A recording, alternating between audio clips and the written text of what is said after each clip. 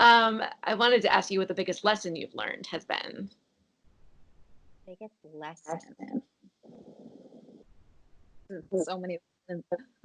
Or it could be what you just said too.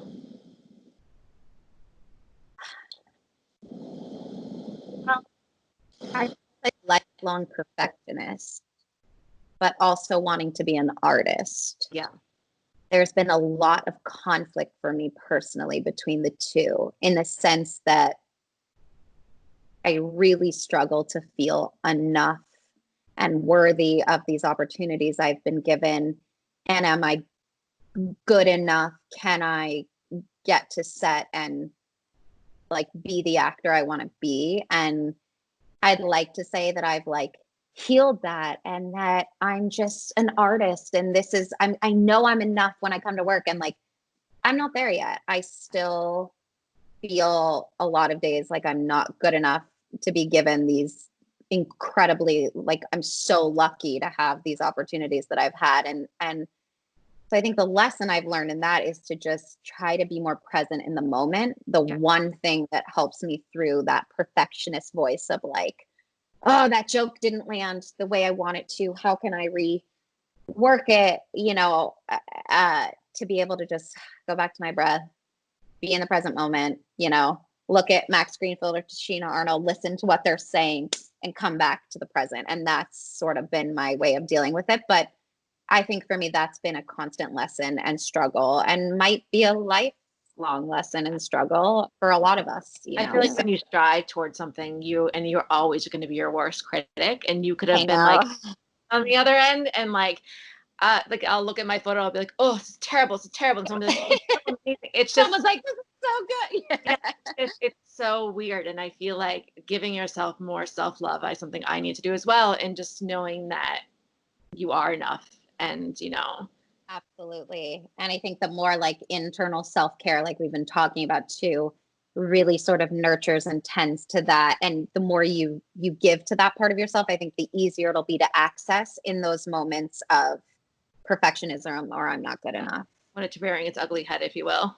Yeah, exactly. Or go to the horse barn. Go to a horse barn, and they'll make you make you live in the present real quick. More questions because I know I've kind of been running over, but I heard that the neighborhood not ran over. Oh my gosh, the neighborhood is for its third season, got renewed, so that's awesome.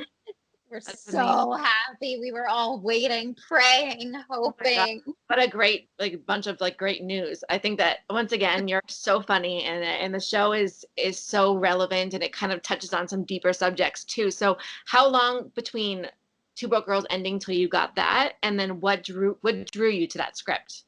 Yes. Two Broke ended, and then it was that next spring. So we got canceled in May, and it was actually probably next May that I shot the pilot of The Neighborhood. So about a year. Amazing. Yeah, I did a different pilot that didn't go, that was a single camera with Lee Daniels that I loved, the script that didn't end up going. And so we found out that I was super bummed that didn't go. But then Max Greenfield called me, and he was like, I'm doing this show.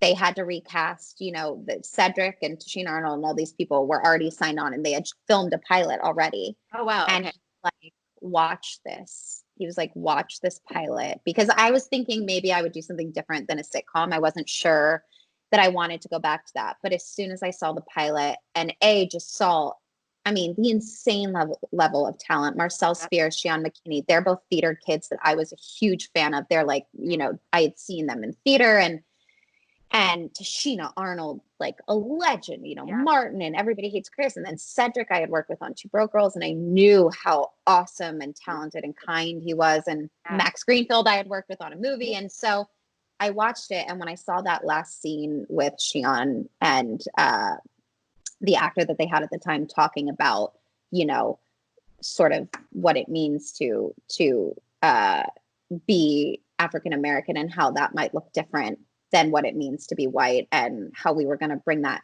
sort of to the forefront with laughter, but also sensitivity, and really dealing with some pretty major issues in a way that promoted love and kindness and community was something super important to me about the show. And that, my headphone, that's what really that's what sold me. And then the incredible performances, and Max and Sed and Tashi, everybody on the show. It was, you can't say no to that. And Yeah. Jim Reynolds did such a beautiful, all our whole writing staff, and Cedric writes too. I mean, just the way that they're tackling these issues during these times, particularly through laughter, but also being extremely smart and sensitive and about togetherness and not separate, is really what drew me to the show, No, and why I love it. Yeah.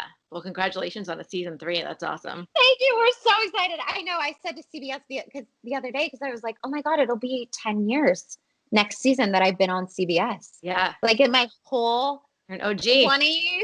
Yeah. I was like, this is crazy. I'm so lucky. And I've had such good relationships there. And yeah, I'm very lucky. It's amazing. And then my last question, I have like a rapid fire I want to ask you, but my last question for you is, how do you stay curious? Because I feel like you have a lot of interests.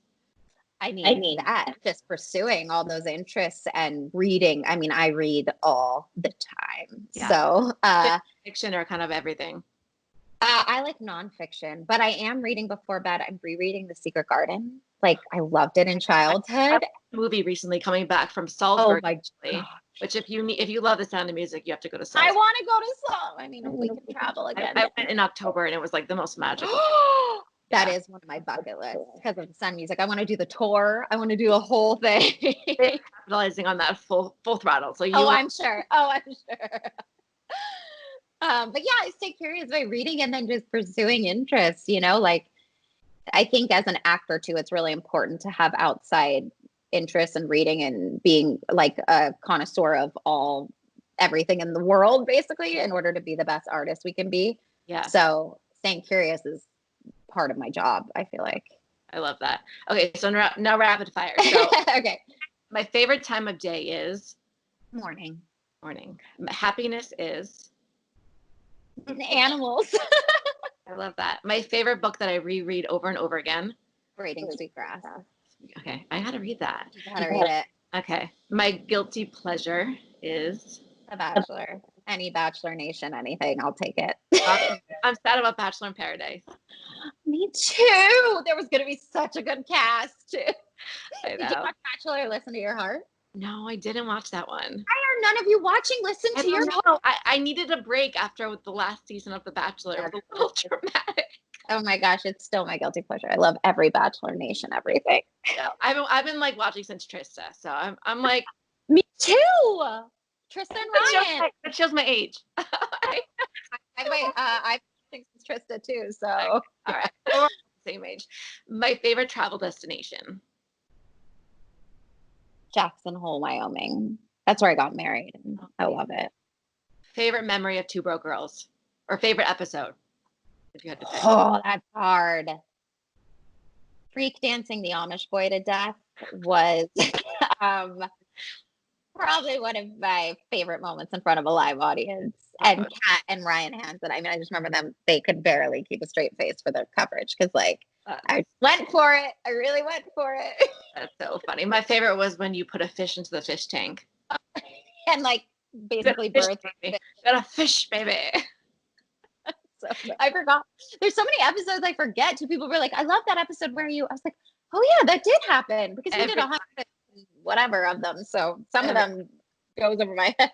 You gotta watch it on reruns. Totally. And then in 10 years, I'd like to be on a farm, still doing what I love to do, but on a farm, living on a farm. I love that.